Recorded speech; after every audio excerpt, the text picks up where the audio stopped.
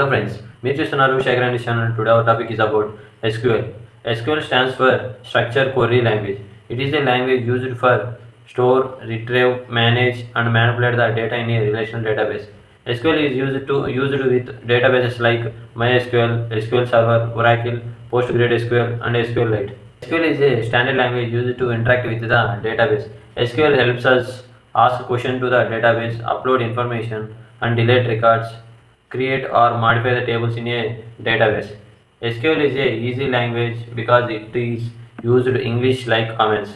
There are mainly four types of SQL commands are present.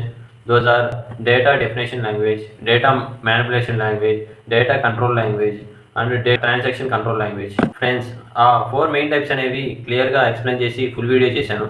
అది చూడాలనుకుంటే channel name కింద link మీద click చేసి చూడవచ్చు.